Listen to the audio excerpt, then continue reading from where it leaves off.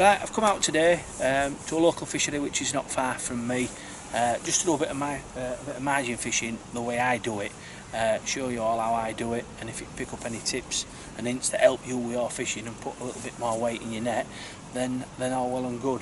First thing I do is when I come get to me, you know, you've drawn your peg in your match, you get to your peg and put your box down, the first thing I do is I have a look down the margins, see what margins I've got, because them margins are so important in that last hour, half an hour of that match, or sometimes even more if you've got an end peg or you've got plenty of space. You can sometimes catch a bit earlier in your match, and generally the fish in the margins are bigger, so you can put a considerable amount of weight in your net in quite a short period of time.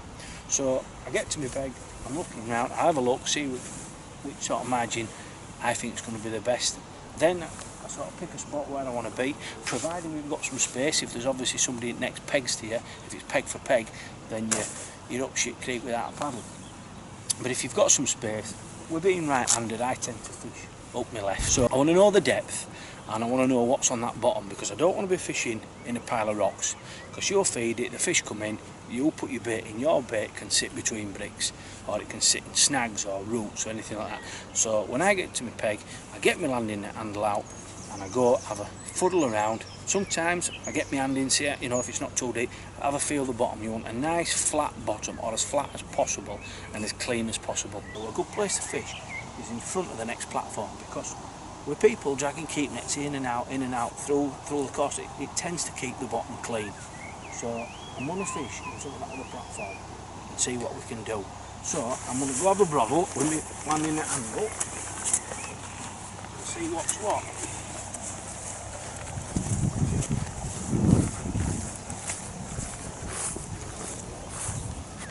So the closer you get to your banking, the better, because it stops the fish coming at the bait from all angles. So you only want them to come from one angle, ideally. So I'm feeling around there, feels quite solid, there's no sudden risers like bricks or rubble or tree roots, and it all seems to be of a similar depth. So that seems to be okay. It seems to be quite hard, so there seems to be alright. And it's what? 18 inches deep, which to me is perfect. And you tend to fish ground bait and corn or ground bait and worms, so I don't want it too deep. The deeper it gets, your ground bait tends to spread, and then, you know, your baiting area becomes too big, and then you're missing a lot of fish because they're just moving up. So I want to keep my bait on a saucer size plate for them to feed on, and that there is about where I want to be. Right, I'm going to kick off feed it swim with a big pot of ground bait. I don't tend to put it in balls. I only put it in balls if it's a bit deeper, because the balls tend to go straight to the bottom. Ground baiting, and then we'll have a chat about rigs while it's sort of set.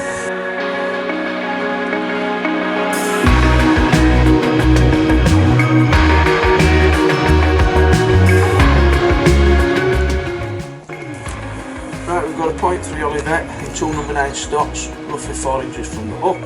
A nice size 16 strong hook, because it's a no prisoners rig, tied straight through on a 18 main line straight through, and a 0.4 float.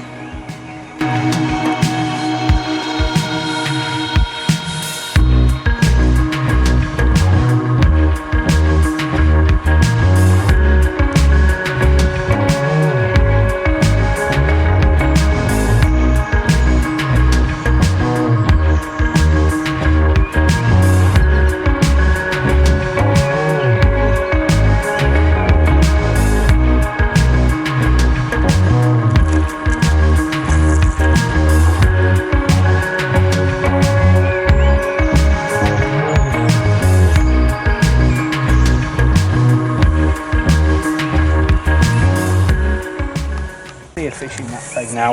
I put, like I say, 2 big pots of ground bait in, and we've come to it straight away. So we're just gonna see if we can get a few. We'll have a go with corn, and we'll have a go with worm, and we'll see what we can get. It's only a matter of time.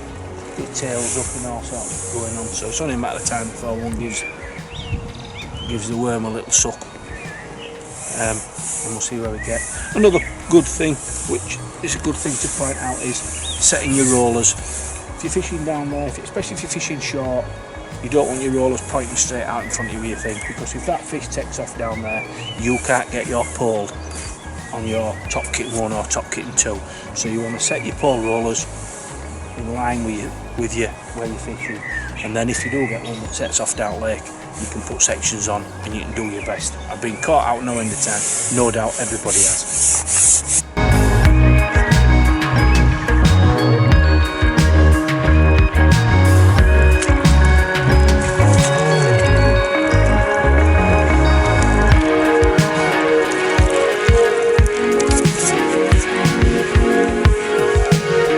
Perfectly hooked in the top lip, straight out. I don't know, common of about £5, maybe a touch more, I don't know, £5. Put him back, see if we can get his bigger brother.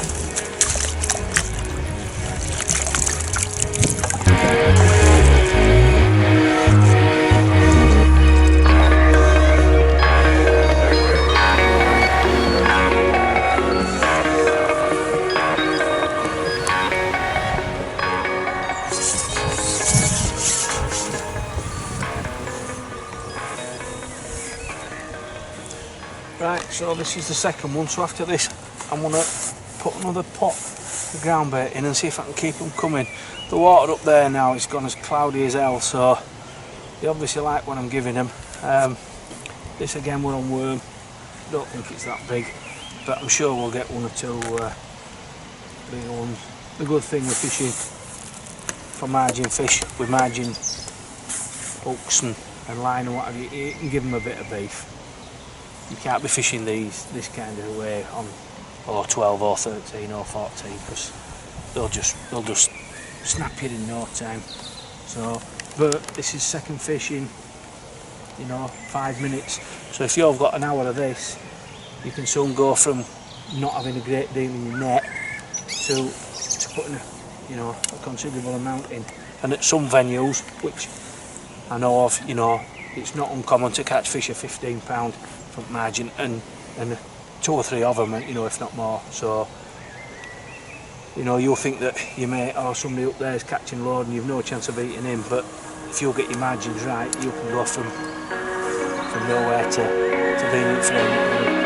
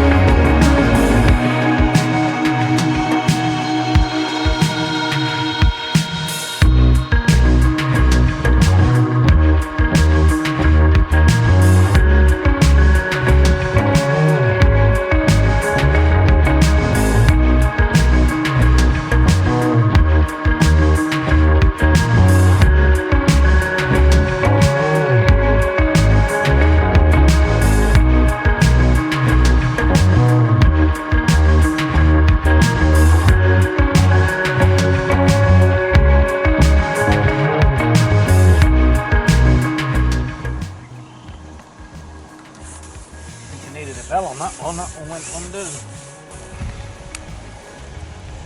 The elastic I'm using is some I get off a lad called Ian Everett, lives down Lincolnshire way. This is 12 to 14 holler. I'm not a big massive fan of using 2-eddy elastics if you can get away with the lighter ones, because I think sometimes the harder you pull, the harder the fish pull. If you just let them swim out steady, not under too much pressure, they tend not to tear off.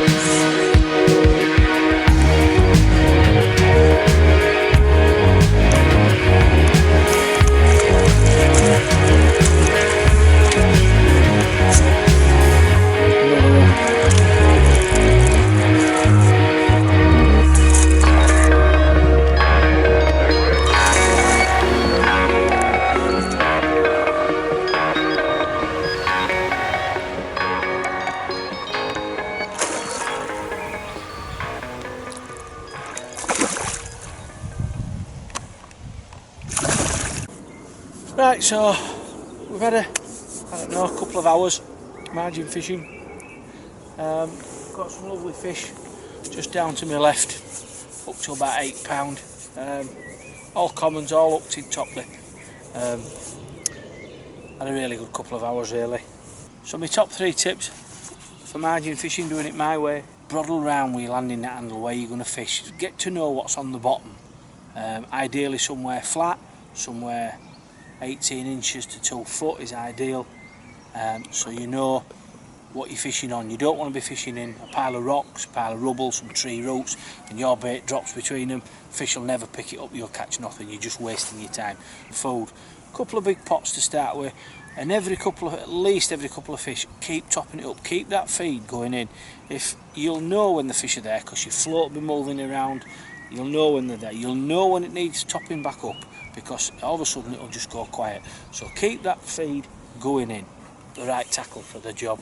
It's no good fishing with too light of lines, too little hooks, you'll just get torn to pieces. Make sure you beef gear up, nice big, nice size hook, it's a good strong line, because when them fish come in, they're not coming in to be shy, they're coming in to feed. So when you hook them, you want to make sure you get them in. Thanks for watching, don't forget to like and subscribe, and leave comments if need be. Not like a bit of feedback. I'll be doing some more videos in the near future as and when I get time.